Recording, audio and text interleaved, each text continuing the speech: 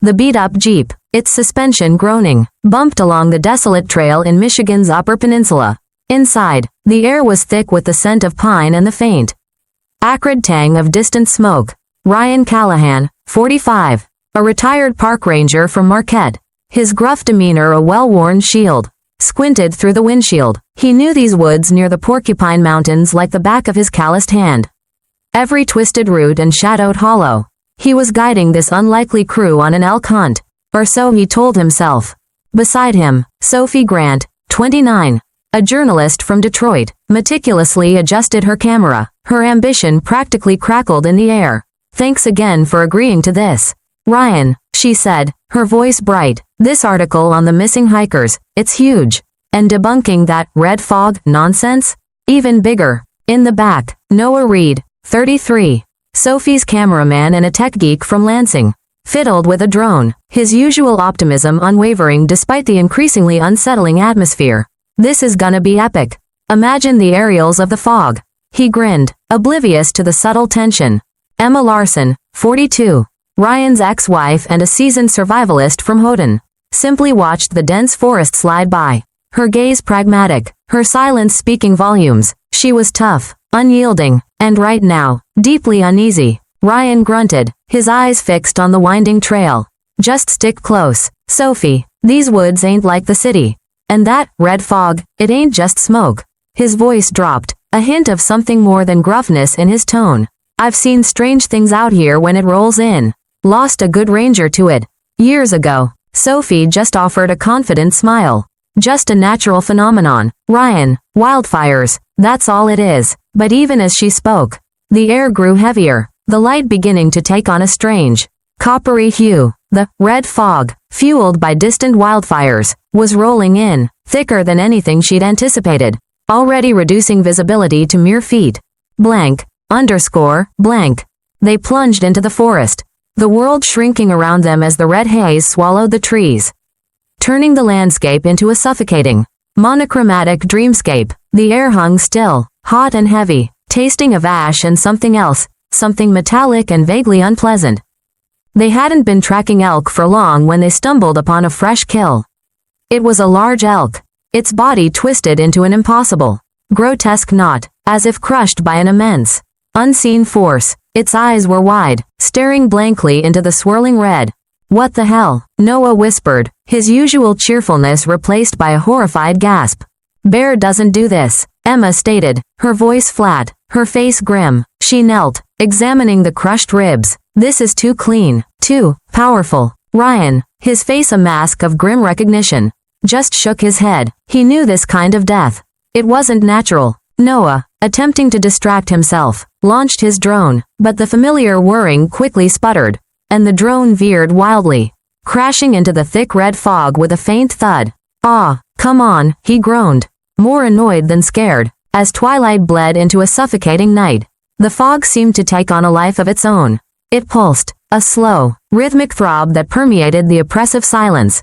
And then, the growls began, deep, guttural sounds that seemed to come from all directions, circling their camp, just beyond the reach of their flashlight beams. Emma, ever the pragmatist, was already setting up tripwires and motion-activated traps around their small encampment. "Whatever's out there, it won't surprise us," she declared, her voice firm, despite the tremor in her hands. But within minutes, the traps began to trigger, one by one, signaling nothing but empty air. Sophie, trying to capture the eerie atmosphere, held up her audio recorder. Through the static and the pulsing hum of the fog, distorted voices began to emerge, chilling and undeniable. "Stay forever." Ryan's face was drawn, grim. "It's the fog," he muttered, almost to himself. "It's always been the fog. That ranger, he vanished in this. Just like they say, the supernatural nonsense Sophie had come to debunk was now pressing in on them. A tangible, terrifying presence. Blank, underscore, blank. The next morning brought a fresh wave of dread. Noah, determined to retrieve his drone, had wandered off into the dense red haze. They called his name, their voices thin and swallowed by the oppressive silence. Then, his screams echoed through the fog, sharp and agonizing, abruptly cutting off. "Noah," Sophie shrieked, her voice raw with terror. They rushed towards the sound. their hearts pounding in their chests. They found his camera, lying discarded on the ground, its lens pointed towards a swirling vortex of red. Sophie snatched it up, her fingers fumbling through the footage. What she saw made her blood run cold, a massive, indistinct shape, darker than the surrounding fog, moving with unnatural speed through the haze. Its form vaguely humanoid, yet impossibly vast. Emma's traps, the ones she had set with such care, were not just triggered, they were utterly destroyed. Splintered wood and twisted metal lying scattered. Ryan pulled out his compass, but the needle spun wildly, uncontrollably, mocking their attempts at direction. The fog thickened, pressing in on them. Within the swirling red, shapes began to form, ephemeral yet undeniably there, gnarled hands reaching out, gaunt faces with empty eyes, pressing against the invisible wall that separated them from the horrors within. The whispers, now a cacophony, flooded their minds, speaking their deepest, most primal fears. Sophie, desperate, pulled out her phone, trying to call for help, but the screen remained blank, emitting only a deafening static that mirrored the chaos in her mind. "We need shelter," Ryan shouted over the internal din of the whispers.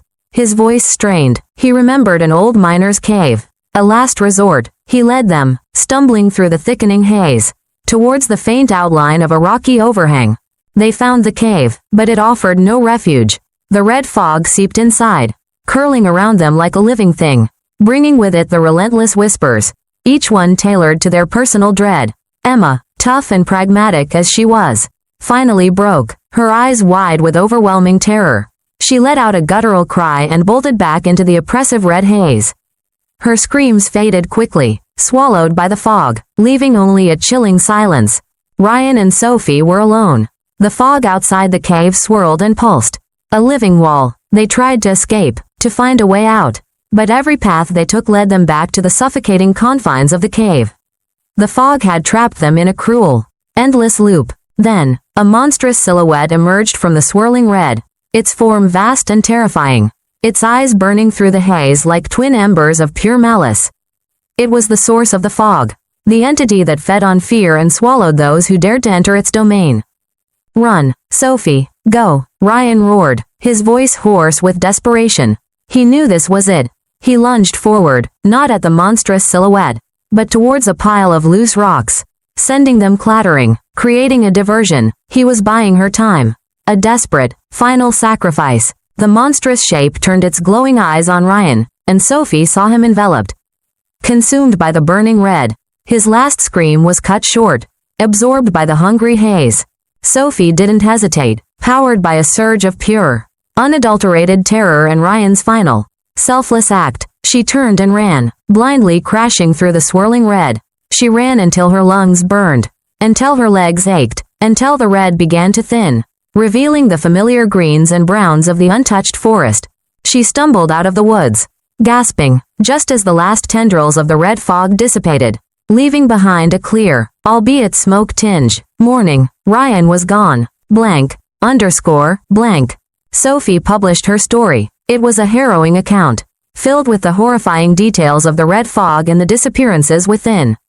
But it was dismissed. Editors in Detroit called it sensationalist, unsubstantiated, just another local legend. The public, safe in their urban lives, read it as fiction, a thrilling but ultimately unbelievable tale. She left Detroit, seeking escape in the bustling anonymity of Chicago. But the red fog followed her, seeping into her nightmares. Every night, she relived the horror, the suffocating embrace of the red haze, the burning eyes of the entity. And always, she heard Ryan's voice, a desperate, mournful whisper in the depths of her dreams, begging her to return. He was still in the fog, waiting. If you find the story interesting, please like and share this video and leave a comment with your opinion. Don't forget to subscribe to Sweet Revenge and hit the notification bell so you don't miss any new videos.